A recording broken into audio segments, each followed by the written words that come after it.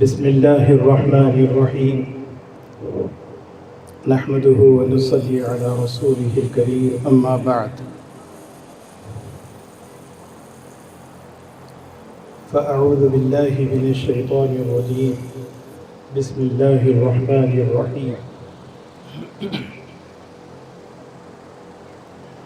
اقرأ باسم ربك الذي خلق، خلق الإنسان من علق، اقرأ وربك الأكرم الذي علم بالقلم، علم الإنسان ما لم يعلم، صدق الله العظيم.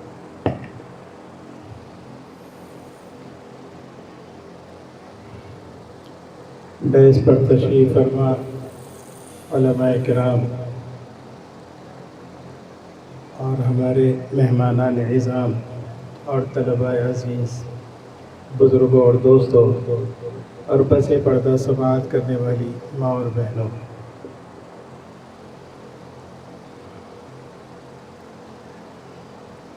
ایک مرتبہ حضرت مولانا مفتی سعید احمد پالنپوری صاحب دامت برکاتہ نے علماء کرام کی ذمہ داری کو سمجھاتے ہوئے ایک بہت اچھی بات فرمائی. یہ فرمایا کہ حدیث میں ہے العلماء ورثۃ الانبیاء، کہ علماء انبیاء کے وارث ہیں. اور وارثین میں ہم اگر غور کریں تو دو قسم کے وارثین تو بہت اہم ہیں جو دکھائی دیتے ہیں. ایک تو وہ وارثین ہیں جن کا حصہ مقرر ہے، جن کو ہم ذوی الفروض کہتے ہیں، اور دوسرے عصبہ ہوتے ہیں. جہاں ذوی الفروض ہوں اور عصبہ ہوں تو جتنا مقرر حصہ ہے جن کو دینا ہے وہ دینے کے بعد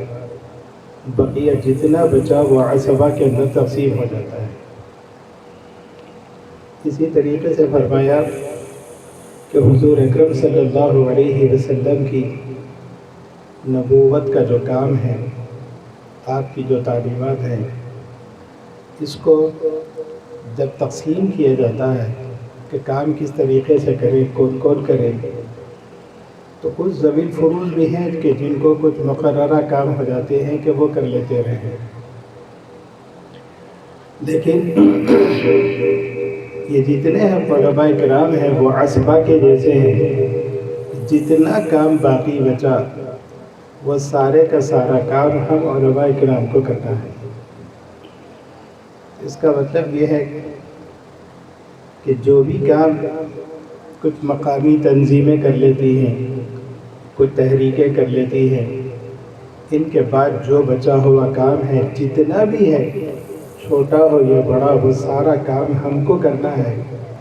ہم بھی ان لوگوں کی طریقے سے کوئی کام مقرر کر کے نہ بیٹھ جائے کہ ہم اتنا کر سکتے ہیں، اس کے آگے ہمیں کرنے کی گنجائش نہیں ہے یا استطاعت نہیں ہے یا ہم نہیں چاہتے. اس کے بجائے ہم یہ کہہ دیں کہ ماشاءاللہ جو کام بچا ہوا ہے، جس انداز کا بھی کام بچا ہوا ہے، وہ سارے کا سارا ہم کر لیں گے. کسی مقام پر جانے کے بعد وہاں کے لوگوں کو پڑھانا ہے تو یہ ہمارے مفتیان کرام اور جتنے علماء کرام فارغ ہو رہے ہیں، وہ اگر یہ سوچے کہ میں وہاں جانے کے بعد بڑی بڑی کتابیں پڑھاؤں گا، مجھے حدیث پڑھانے کا موقع ملے، مجھے فقہ کی بڑی بڑی کتابیں پڑھانے کا موقع ملے، یہی سوچ اگر ہو تو ظاہر ہے کہ ابتدائی جو ہے بالکل الف با سے پڑھانے کا مسئلہ، نورانی قاعدہ ناظرہ قرآن سکھانے کا جو مسئلہ، وہاں آ کر ہم لوگ بہت کمزور پڑ جاتے ہیں. حضرت شاہ جمال الرحمن صاحب دعوت برکاتہ کے ایک بات فرمائی کہ ایک مرتبہ چند اساتذہ بیٹھ کر آپس میں ایک دوسرے کا تعارف کرا رہے تھے کہ تم کیا پڑھاتے ہو، آپ کیا پڑھاتے، کیا کرتے ہیں. کسی نے کہا میں بخاری پڑھاتا ہوں، کسی نے کہا میں جلالین پڑھاتا ہوں، میں مشکات پڑھاتا ہوں. تو ایک نورانی قاعدہ پڑھانے والے جو استاد تھے، جب ان کی باری آئی تو انہوں نے کہا کہ میں متن بیضاوی پڑھاتا ہوں. مطلب یہ کہ بڑی کتابوں کا نام لینا ایک بڑے استاد ہونے کی نشانی سمجھی جاتی ہے۔ یہاں عام طور پر دیکھنے میں آیا کہ ابتدائی تعلیم کے اوپر بڑے اساتذہ جو بہت زیادہ قابل ہیں وہ لوگ اس طرف توجہ نہیں دیتے بلکہ آگے کی تعلیم پر توجہ دیتے ہیں۔ اگر ہم لوگ یہ طے کر لیں کہ ہم بنیاد سے پڑھائیں گے، اور ظاہر ہے کہ ابتدائی بنیاد جو بھی پڑھائی جائے گی تو وہ جو ہے پورے علوم کے اوپر اس کا اثر پڑے گا اور وہ لوگ صحیح تعلیم حاصل کرتے رہیں گے۔ اب ایک مرتبہ مثال کے طور پر کبھی ہم کسی جگہ گئے اور وہاں پڑھانے کا ہم کو موقع ملا، اور ہم یہ محسوس کرتے ہیں کہ جو کتاب ہم پڑھا رہے ہیں یہ طلباء میں وہ صلاحیت نہیں ہے، یا ابتدائی جماعت کے لوگ جو پڑھانا چاہیے تھا وہ نہیں پڑھا سکے، اب ہم کو آگے پڑھانا ہے، تو عام طور پر دیکھنے میں آیا کہ لوگ جو ہے آگے کی کتاب کو سامنے رکھ کر بس اس کا جو درس دینا دیتے ہیں، چاہے طلباء سمجھے کہ نہ سمجھے، اور اگر جب بات آتی ہے سامنے تو یہ کہتے ہیں کہ وہ ادھر پڑھانا تھا، اب ہم کو تو یہ کتاب پڑھانا ہے، ہم کیا کریں؟ اگر ان کو نہیں آتا، اگر ان میں کمزوری ہے تو میں کیا کروں؟ تو میں آپ حضرات سے گزارش کرتا ہوں کہ جیسے عصبہ جو ہوتے ہیں میراث حاصل کرنے والوں میں،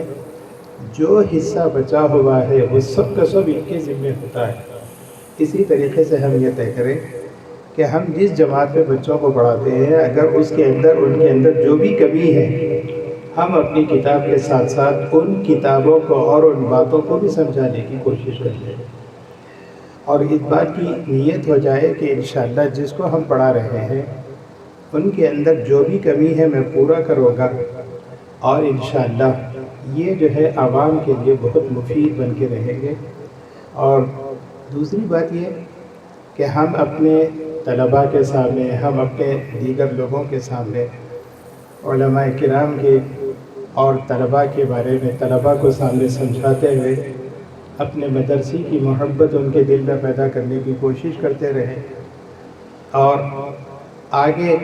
کیا ہم کو کام کرنا ہے، عوام کے اندر مل جل کر کیسے کام کرنا ہے وہ طریقہ ان کو سکھانا ہے۔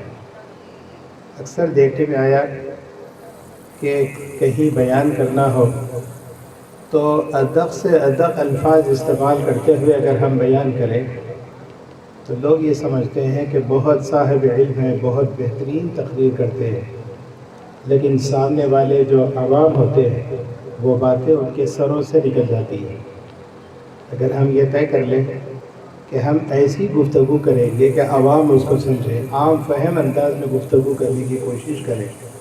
تو انشاءاللہ خواص کو بھی فائدہ ہوگا، عوام کو بھی فائدہ ہوگا۔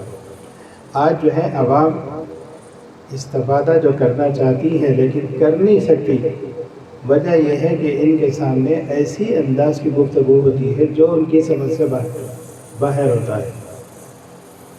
حضرت مولانا عاقل صاحب رحمۃ اللہ علیہ ایک مرتبہ بیان کرتے ہوئے کہنے لگے کہ جیسے ایک آدمی کو ہم ہار پہنانا چاہیں، پھول کا ہار ڈالنا چاہیں،